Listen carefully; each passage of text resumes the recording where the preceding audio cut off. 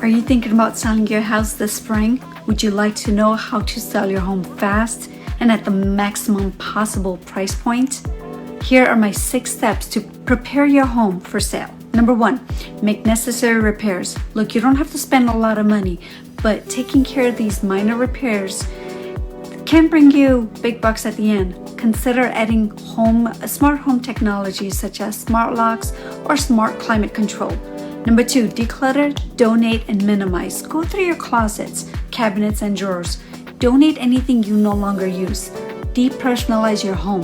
The more spacious your home looks, the better. Number 3, touch up and repaint. Go room by room, and if you have any bold or bright colors, consider repainting them. Neutral colors, think beige, gray, white.